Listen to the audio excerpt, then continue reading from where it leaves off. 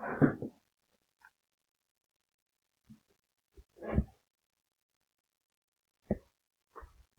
bismillahirrahmanirrahim. Assalamualaikum warahmatullahi wabarakatuh. Teman-teman mahasiswa yang saya banggakan dan yang saya sayangi.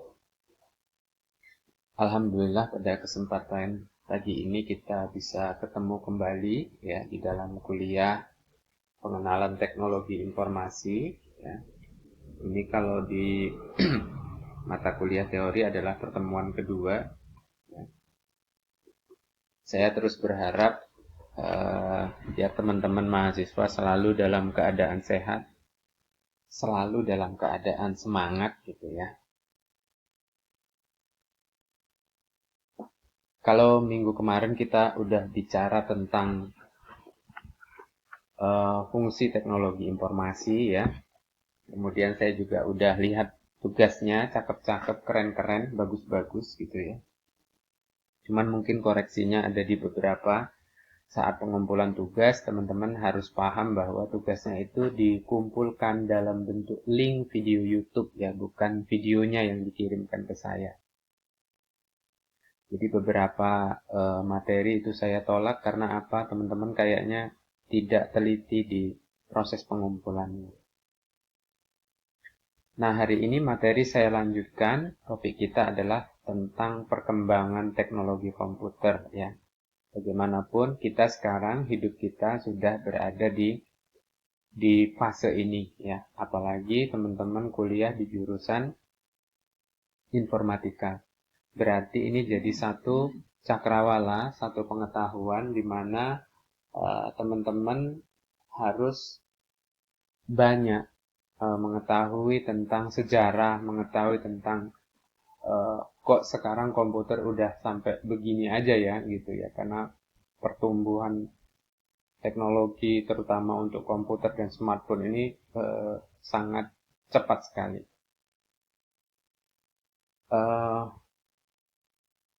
Ini adalah mata kuliah teori, ya. Ini adalah mata kuliah teori. Di sini saya lebih bicara wawasan. Nanti kalau di praktek kita bicaranya tugas dan sebagainya. Kalau di teori saya bicaranya wawasan.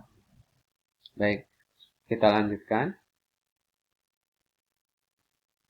Perkembangan teknologi komputer. Ya, di sini yang saya bahas adalah teknologi komputer. Implementasi dari internet, ya, di sini internet, ya, implementasi dari internet, e-commerce. Internet adalah komunikasi antar komputer. Komputer di sini bisa personal komputer. E-commerce adalah kebutuhan orang belanja, ya. Kemudian smartphone, ya, handphone Anda itu sekarang fungsinya tidak hanya untuk nelpon gitu ya. Sosial media dan komunikasi dan lain-lain telah menerobos batas fisik negara. Ini merupakan revolusi di bidang sistem informasi. Hal ini yang merupakan salah satu terjadinya globalisasi. Jadi, saya bilang ke teman-teman bahwa ketika komputer ketemu dengan internet, ketemu dengan e-commerce, ketemu dengan apps, kombinasi ketiga ini membuat hidup kita itu jauh lebih hebat. Ya, teknologi, kita sudah bicara definisi teknologi, ya hari ini teman-teman udah ngerasain nggak perlulah ke Cina datang secara fisik ya. Cukup searching, kita langsung tahu secara detail. Bahkan gang-gangnya juga kita tahu. Bahwa makanan yang paling enak aja kita tahu. Yang lebih mainstream lagi, kita bisa belanja. Kita di Riau, kita bisa belanja kemana aja ya. Nggak harus dikirim uangnya ke sana dan barangnya sudah nyampe ya. Walaupun mungkin saat ini paling cepat saya 14 hari kalau belanja dari China gitu ya. Atau bisa sampai dengan 1 bulan. Nah, teknologi ini terus berkembang. Kita nggak tahu 10 tahun ke depan mungkin handphone kita sudah tidak ada wujudnya. Ya. Mungkin handphone kita, jadi saya berhayal, mungkin suatu saat handphone kita sudah tidak ada wujudnya. Di mana-mana ada kamera, kemudian ketika kita lihat kamera itu, dia langsung tahu siapa kita login, kita langsung bisa komunikasi. Mungkin, ya kan? Siapa yang nyangka hari ini handphone kita handphone kita itu bisa untuk pekerjaan kita ya. Handphone saya itu bisa untuk ATM, bisa untuk bayar ya, bisa untuk apa lagi? Bisa untuk foto ya, bisa untuk kerja, bisa untuk macam-macam ya, itu berada di satu genggaman ya. Handphone itu ya komputer, ya internet, ya komunikasi, ya dan sebagainya, tempat belanja, ya jadi mall gitu ya kan. Handphone itu kan udah jadi mall sekarang. Udah jadi dapur juga gitu ya. Udah jadi tempat belajar ya. Udah jadi kampus ya. Udah jadi tempat dugem mungkin yang senang musik gitu ya. Udah jadi tempat yang paling asik untuk main game ya. Ya inilah perkembangan teknologi komputer. Saya ngelihatnya sekarang adalah uh, titik awal di mana manusia itu ketemu dengan satu teknologi. Kalau dulu mungkin ngelihatnya di film-film ya, kerasanya baru sekarang gitu. Mau makan sentuh laptop, sentuh handphone, mau beli baju sentuh handphone, mau terbang sentuh handphone, ya kangen sentuh handphone seperti itu ya. Amazing banget lah kalau bahasa saya. Ya, inilah kita harus tahu, kita harus belajar. Kok bisa sampai seperti ini ya Pak dunia gitu ya. Awalnya gimana sih? Nah, kan kita ceritanya ini mundur gitu ya. Kita ceritanya mundur, tetapi saya nanti picu bagaimana teman-teman itu tidak hanya sebagai penikmat, ya. Tidak hanya sebagai penikmat teknologi. Jadilah seperti mereka. Paling tidak kita punya kontribusi dalam hidup kita. Oh saya ingin seperti ini. Ya, baik, kita akan mundur 70 tahun atau 80 tahun yang lalu atau 50 tahun yang lalu ketika bicara teknologi komputer. Biar apa? Biar nanti kalau ditanya dulu komputer awalnya kayak apa sih? Oh kayak gini, saat besar rumah misalnya ya. Oke,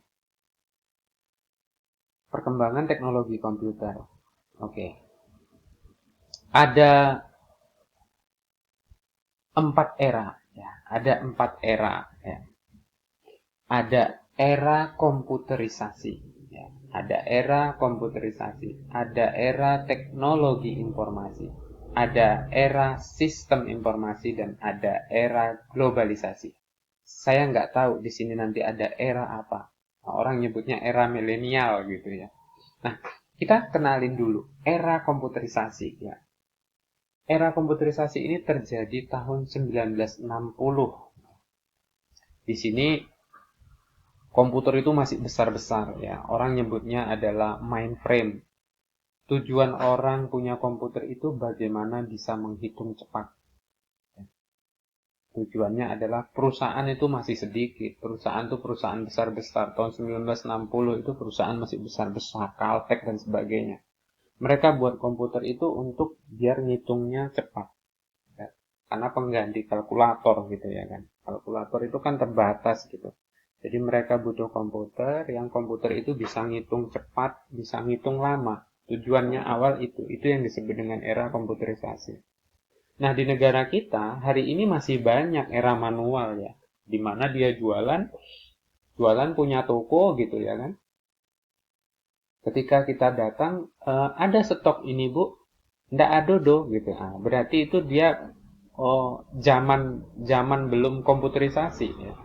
Kalau hari ini teman-teman punya usaha, orang tuanya punya usaha, masih di fase ini, ya teman-teman harus belajar masuk ke era komputerisasi. Ya kenapa? Karena di situ kita lebih terstruktur. Ya kenapa kemarin saya kasih tugas, coba review Gojek, coba review Shopee, biar teman-teman punya cakrawala. Iya ya, kalau hari ini saya punya usaha, saya nggak tahu ya tujuan teman-teman kuliah itu untuk jadi PNS atau untuk jadi birokrat. Tapi yang pasti untuk jadi pedagang pun lebih bagus gitu. Kalau hari ini sudah punya bisnis, orang tuanya sudah punya bisnis, karena Anda orang informatika ya harus komputerisasi, ya. Semua dicatat, ya. Ya, tujuan utama di era komputerisasi adalah bagaimana kita bisa menghitung cepat, ya.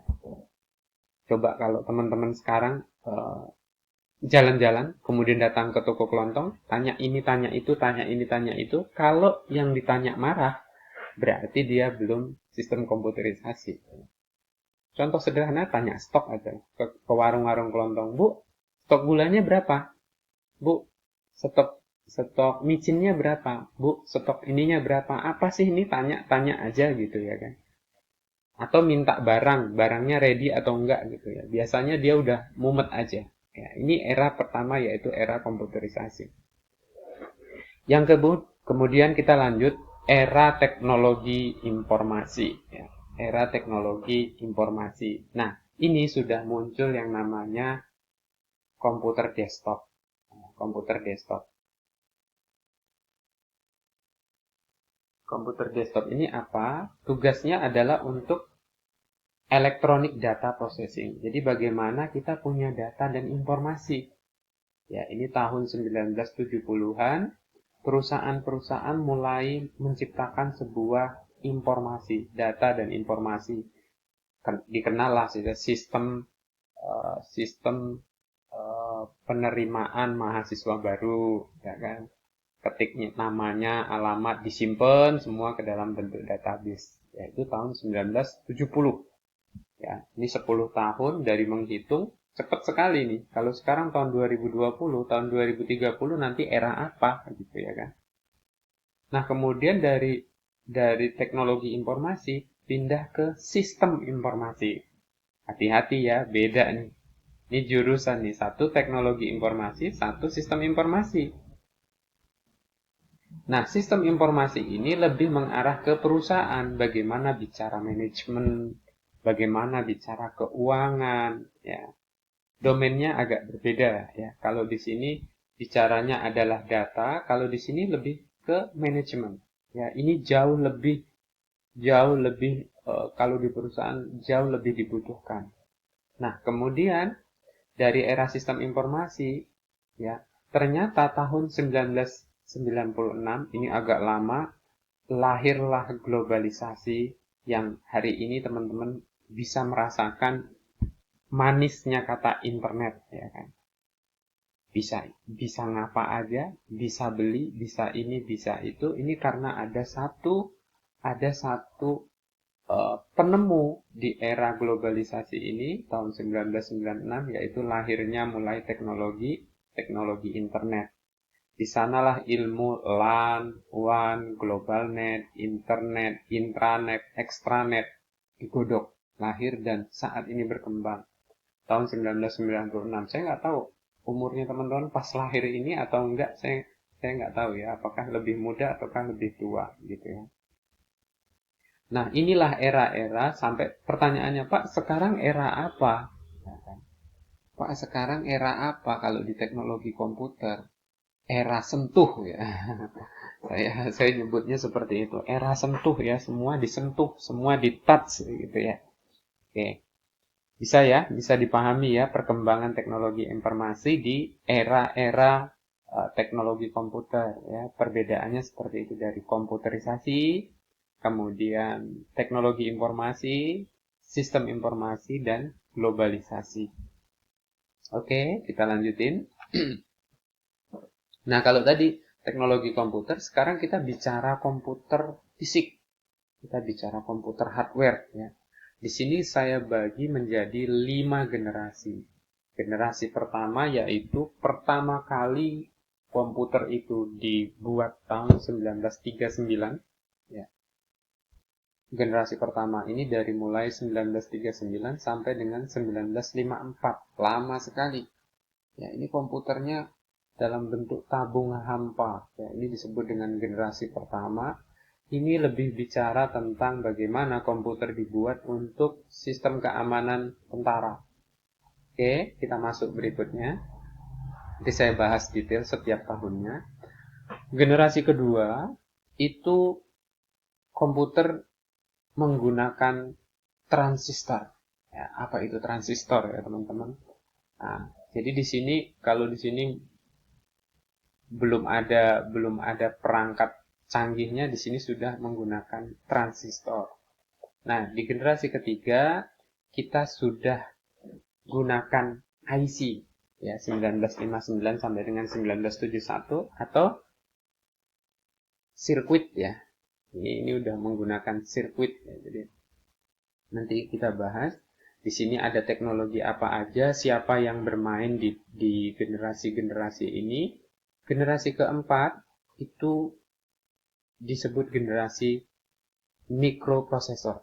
Ya, di sini IC, ini teknologinya pakai IC, ya di sini pakai transistor, di sini pakai tabung hampa, ya kan? 1939, 1954, 1954, 1959, 1959, 1971, 1971, 1991, ya kan? Ingat di sini baru ada transistor, IC, mikroprosesor. Mikroprosesor itu 1971. Itu yang sekarang kita punya prosesor, ya, Intel dan sebagainya. Oke. 1991 sampai sekarang itu kita berkembang ya, berkembang ke internet. Ya, berkembang ke internet. Jadi pertumbuhannya dari sini terus aja nanti tumbuhlah generasi-generasi baru. Oke. Kita bicara di generasi pertama dulu. Oke.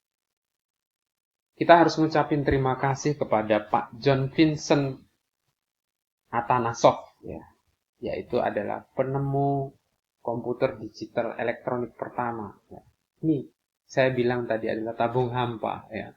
Generasi pertama, ya, 1937 komputer elektronik digital pertama itu ditemukan oleh beliau untuk sebenarnya pertama-pertama itu untuk kebutuhan militer, ya, untuk kebutuhan militer.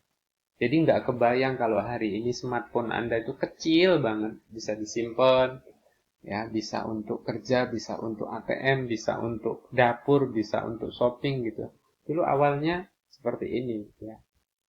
Nah, 1951 komputer komersial pertama ya datanya disimpan dalam bentuk magnetic tape ya. Kalau teman-teman mungkin nggak ngerasain ya, teman-teman langsung mungkin dengar musik itu pakai MP3. Kalau saya dulu pakai tape. Zaman nggak enak, tahun nggak enak lah gitu ya. Nah, kemudian tahun 1959 komputer digunakan untuk menghitung dan memperkirakan pemilihan presiden. Ya. Modelnya kayak gini, tapi udah bisa untuk ngitung pemilu kalau di Indonesia. 1954, komputer digunakan untuk membangun sistem peringatan pesawat terbang. Sistem peringatan pesawat terbang. Jadi, pesawat terbang itu harus ada sistemnya. Untuk apa? Untuk radar. Untuk apa? Untuk banyak hal ya di pesawat. Untuk ngecek mesin dan sebagainya. Untuk mengetahui kondisi pesawat, untuk mengetahui rute penerbangan itu. Jadi kenapa hari ini teknologi di bandara itu canggih ya karena pada tahun-tahun pertama komputer itu digunakan di sana tahun 1954.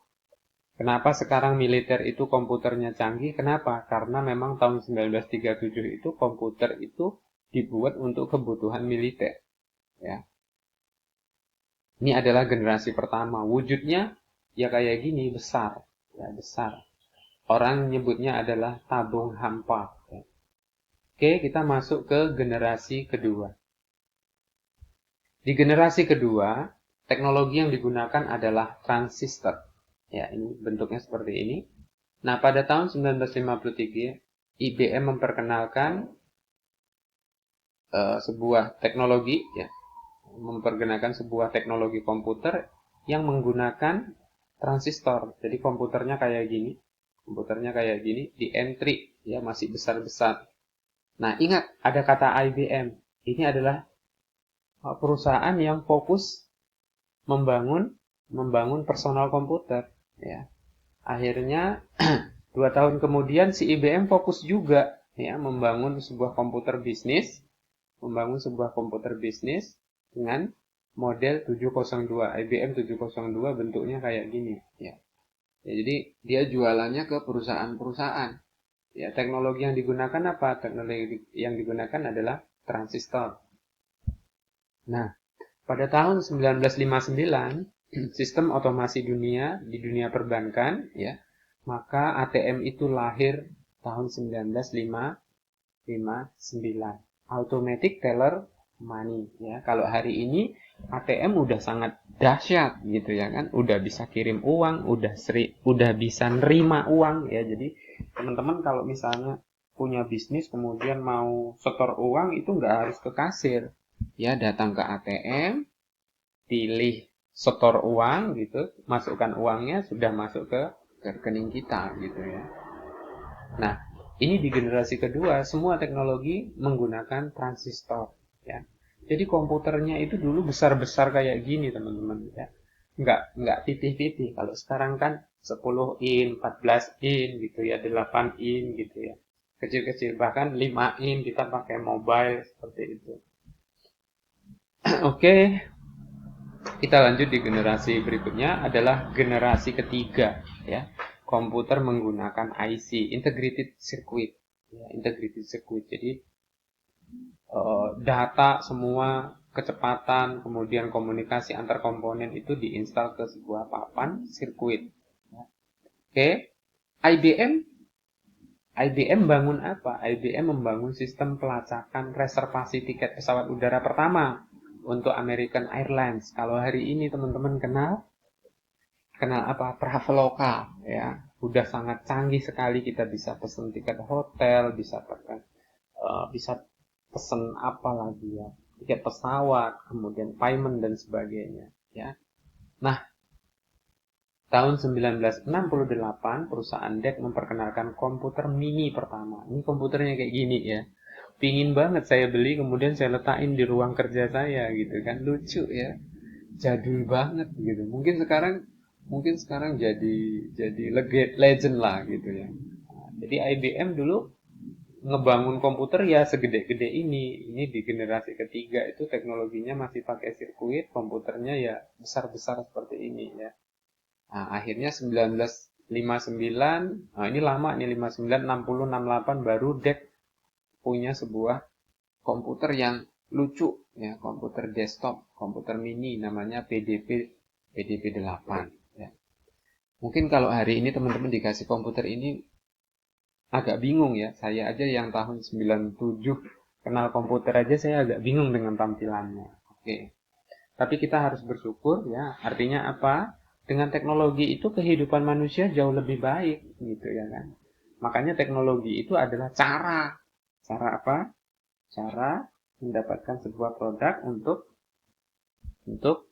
untuk bisa baca lagi yang kemarin ya. Baca lagi, nggak boleh lupa teknologi informasi itu. Lihat video yang sebelumnya. Oke, kita masuk generasi keempat.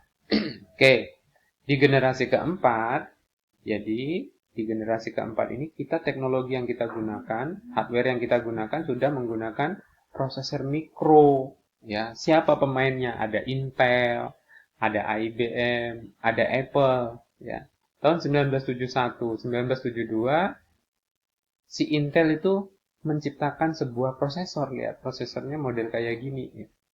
Nah, modelnya kayak gini, prosesor mikro. Nah, si IBM ngebuat apa dia? Si IBM ngebuat disket, dulu namanya disket, ya, ngebuat hard disk 30 mega, nih hard disknya tak gede gajah gitu ya. Membuat sistem operasi, lihat, Intel selalu fokus ke prosesor, IBM selalu fokus ke mana? Ke media-media simpan ya. Apple 1980 dia ciptain personal komputer.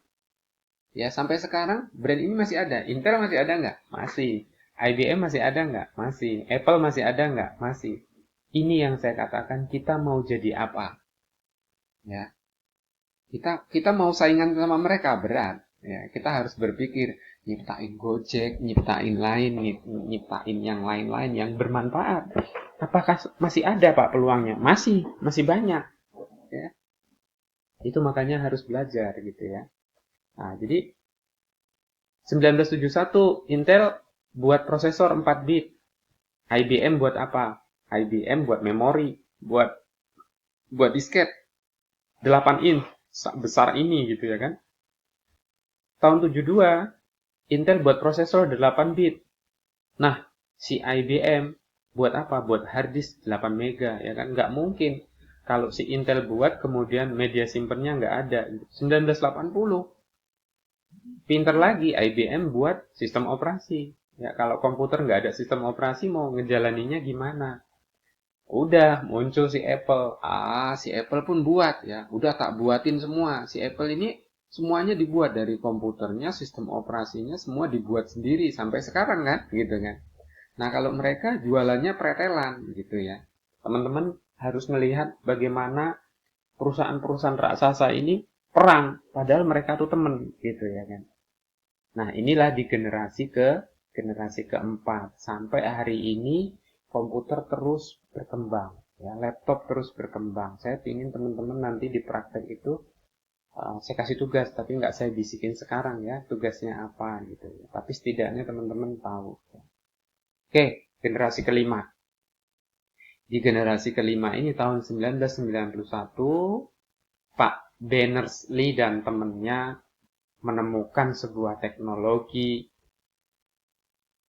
World Wide Web ya, atau yang hari ini dikenal dengan internet ya. Teman-teman bisa komunikasi antara satu komputer dengan komputer yang lain. Teman-teman bisa ngeliat YouTube, teman-teman bisa belanja di Shopee, teman-teman bisa install Gojek dan sebagainya. Ini adalah karena pemikiran beliau yang menemukan sebuah World Wide Web ya. Akhirnya apa? Muncullah browser di tahun 1994. Dari 91, 94 sampai hari ini, ya teman-teman sudah bisa ketika bicara teknologi informasi, itu udah sangat luar biasa sekali ya. Teknologi informasi itu udah kemana-mana. Ya, kalau bahasanya siapa yang bermanfaat? Semua bermanfaat, di semua bidang bermanfaat. Ibu rumah tangga bermanfaat, ya kan? Orang di rumah bermanfaat, kuliah bermanfaat, petani bermanfaat, siapa yang nggak bermanfaat? Di bidang kesehatan bermanfaat, semuanya bermanfaat. Nah, tapi yang perlu kita pikirkan, Pak, apakah teknologi mentok sampai di fase ini? Tentu tidak. Ya, tentu tidak. Selagi kita masih terus mau belajar, saya yakin ya teknologi itu akan tumbuh seiring perjalanan manusia hidup. Ya, ini yang saya bisa sampaikan ke teman-teman. Ya, ini yang saya bisa sampaikan ke teman-teman. Pak, generasi berikutnya generasi apa? Inilah yang kemudian teman-teman sebagai mahasiswa harus berpikir, ya, jangan jadi follower aja, jangan jadi penikmat TikTok aja, jangan jadi penikmat game saja, tapi harus berpikir, saya harus ambil bagian di dalam teknologi ini, ya. Sampai ketemu mahasiswa hebatku. Terima kasih, tetap semangat, jaga kesehatan. Assalamualaikum warahmatullahi wabarakatuh.